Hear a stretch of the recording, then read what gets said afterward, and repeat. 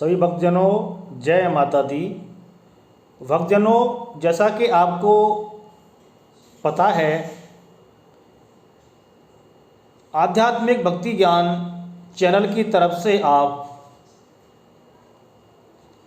इन 9 दुर्गाओं पर माता दुर्गा सप्तशती का आप श्रवण कर रहे हैं। दुर्गा सप्तशती का पहला अध्याय आपने हमारी पहली वाली वीडियो में सुना। आज हम दुर्गा सप्तशती के दूसरे अध्याय की चर्चा करेंगे, दूसरे अध्याय का वर्णन करेंगे। दूसरे अध्याय में क्या हुआ, इसी तरह से आप रोजाना हमारे 13 अध्याय हैं दुर्गा सप्तशती का, दुर्गा सप्तशती के 13 अध्याय आप सुनेंगे और माँ आपका कल्याण करेंगी, मनवांछित फल आपको देंगी। दूसरा अध्याय है देवताओं के तेज से देवी का प्रादुर्भाव और महिषासुर की सेना का वध। महर्षि मेघा बोले, प्राचीन काल में देवताओं और असुरों में पूरे 100 वर्षों तक घोर युद्ध हुआ। उनमें असुरों का स्वामी महिषासुर था और देवराज इंद्र देवताओं के नायक थे। इस युद्ध में देवताओं की सेना परास्त हो गई थी और इस प्रकार संपूर्ण देवताओं को जीतकर महिषासुर इंद्र बन बैठा था। युद्ध के पश्चात हारे हुए देवता प्रजापति ब्रह्मा जी को साथ लेकर के उस स्थान पर पहुँचे जहाँ पर के भगवान शंकर विराजमान थे।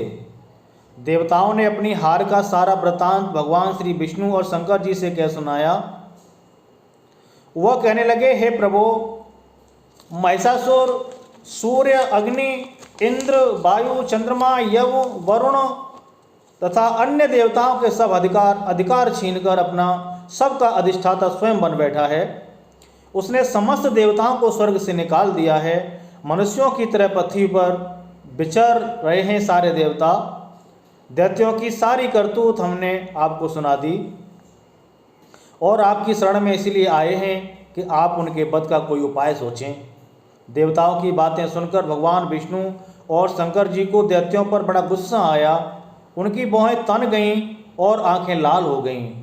गुस्से में भरे हुए भगवान विष्णु के मुख से बड़ा भारी तेज निकला और उसी प्रकार का तेज भगवान शंकर जी और ब्रह्मा जी और इंद्र आदि दूसरे देवताओं के मुख से भी प्रकट हुआ।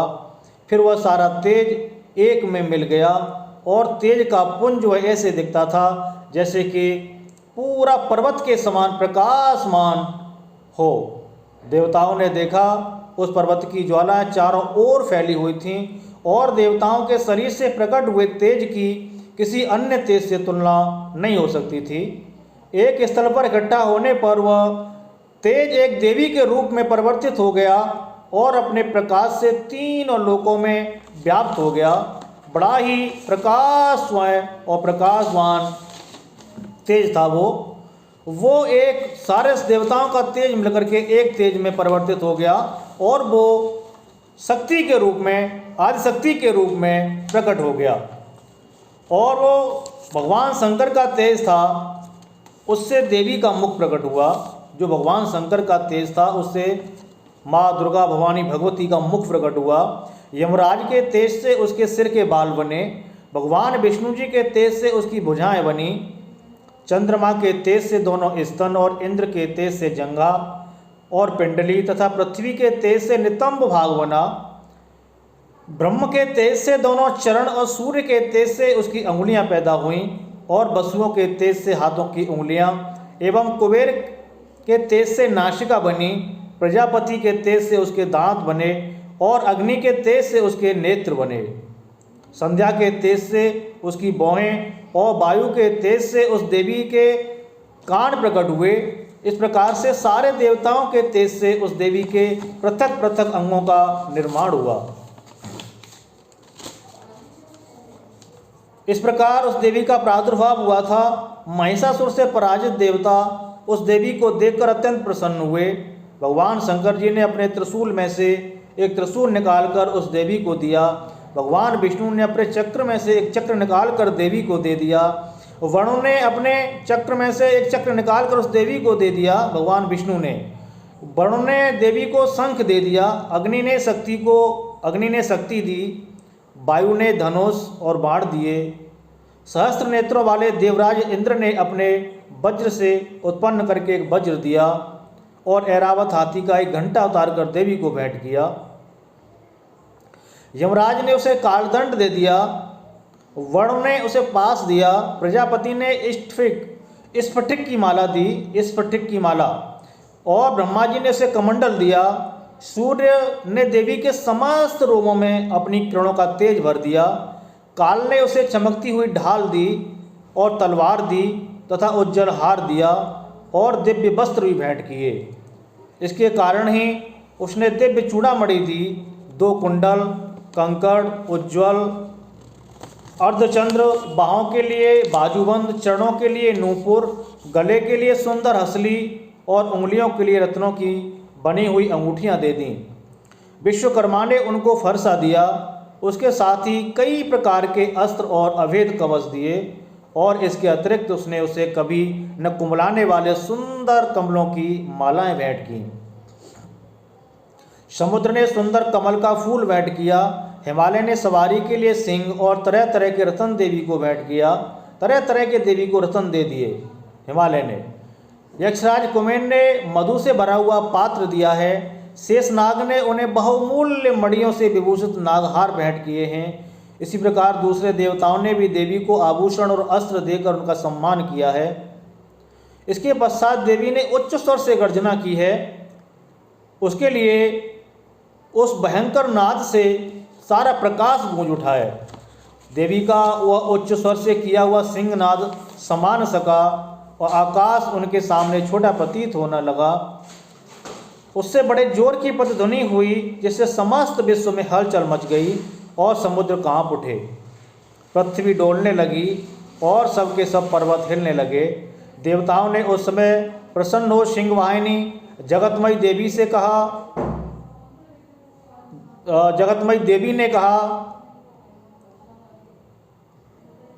देवताओं ने उस समय प्रसन्न हो सिंहवाहिनी जगतमयी देवी से कहा, देवी तुम्हारी जय हो। इसके लिए महर्षि ने भक्ति भाव से विनम्र होकर उसकी स्तुति की। संपूर्ण त्रिलोकी को शोक मग्न देखकर दैत्यगण अपनी सेनाओं के साथ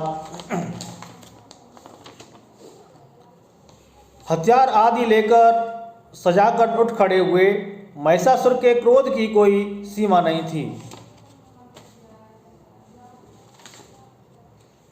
उसने क्रोध में भरकर कहा, यह सब क्या उत्पात है। फिर वह अपनी सेना के साथ उस ओर दौड़ा जिस ओर से भयंकर नाद शब्द सुनाई दिया था। जब देवी ने शब्द किया है, भयंकर गर्जना की है, तो महिषासुर डर गया। बोला कि ये किसने गर्जना की, इतना भयंकर शब्द किसका है, और अपनी सेना को लेकर के उसी शब्द की तरफ दौड़ पड़ा जहाँ से देवी ने गर्जना की थी। और आगे पहुंचकर उसने देवी को देखा जो कि अपने प्रभाव से तीनों लोगों को प्रभावित कर रही थी। उसके चरणों के भार से पृथ्वी दबी जा रही थी। माथे के मुकुट से आकाश में एक रेखा सी बन रही थी। उसके धनुष की टंकोर से सब लोग क्षुब्ध हो रहे थे।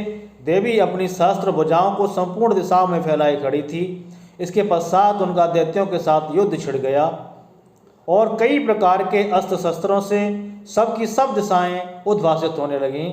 महिषासुर की सेना का सेनापति चिच्छुर नामक एक महान असुर था, राक्षस था।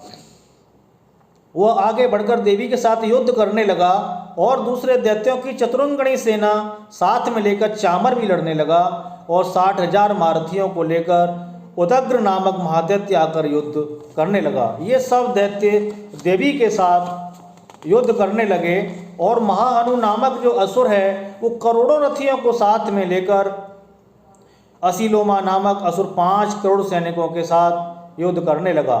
बास्कल असुर 60 लाख असुरों के साथ युद्ध में आ डटा। बिड़ाल नामक असुर 1 करोड़ रथियों के साथ लड़ने के लिए तैयार था। इन सब के अतिरिक्त और भी हजारों असुर हाथी और घोड़ा साथ लेकर के लड़ने लगे और इन सब के पश्चात महिषासुर करोड़ों रथों, हाथियों और घोड़ों सहित वहाँ आकर देवी के साथ लड़ने लगा। सभी असुर तोमर, भिन्नपाल, शक्ति, मूसल, खड़ग, फरसा, पट्टियों आदि के साथ रणभूमि में देवी के साथ युद्ध करने लगे। कई शक्तियां फेंकने लगे और कोई अन्य शस्त्र आदि। इसके पश्चात सबके सब दैत्य अपनी अपनी तलवारें हाथों में लेकर देवी की ओर दौड़े और उसे मार डालने का उद्योग करने लगे। मगर देवी ने क्रोध में भरकर खेल ही खेल में उन सब के राक्षसों के अस्त्र और शस्त्रों को काट डाला। इसके पश्चात ऋषियों और देवताओं ने भी देवी की स्तुति आरंभ कर दी और वह प्रसन्न होकर असुरों के शरीरों पर अस्त्र शस्त्रों की वर्षा करने लगी। देवी का वाहन सिंह भी क्रोध में भरकर दैत्यों की सेना पर टूट पड़ा और ऐसा टूटा जैसे दावानल फैल रहा हो। युद्ध करती हुई देवी ने क्रोध में भर जितने श्वासों को छोड़ा वह तुरंत ही सैकड़ों हजारों गढ़ों के रूप में परिवर्तित हो गए। फरसे, बिंदीपाल, खड़ग इत्यादि अस्त्रों के साथ दैत्यों से युद्ध करने लगे। देवी की शक्ति से बड़े हुए वह गण दैत्यों का नाश करते हुए ढोल, शंख व मृदंग आदि बजा रहे थे। तदनंतर देवी ने त्रिशूल, गदा, शक्ति, खड़ग इत्यादि से सहस्त्रों असुरों को, राक्षसों को मार डाला और कितनों को घंटे की ध्वनि से, घंटे की आवाज से, भयंकर आवाज से यमलोक में पहुंचा दिया। कितने असुरों को उसने पास में बांधकर पृथ्वी पर धर घसीटा, कितनों को अपनी तलवार से टुकड़े टुकड़े कर दिए और कितनों को गदा की चोट से धरती पर सुला दिया। कई दैत्य मूसल की मार से घायल होकर रक्त वमन करने लगे और कई सूल से छाती फट जाने के कारण पृथ्वी पर लेट गए और कितनों की बाण से देवी ने बाण चला करके कितनों को काट डाला। देवताओं को पीड़ा देने वाले दैत्यों को देवी ने मार डाला और कितनों की बाहें अलग कर दी, कितनों की ग्रीवाएं काट गईं, कितनों के सिर काट दिए गए और पूरी भूमि, सारे वीर, सारे राक्षस, सारे योद्धा धरती पर लुढ़क गए। कितनों के शरीर बीच में से कट गए और कितनों की जंघाएं कट गईं और वह पृथ्वी पर गिर पड़े। कितने ही सिरों व पैरों के कटने पर भी भूमि पर से उठ खड़े हुए और अस्त्र हाथ में लेकर देवी से लड़ने लगे।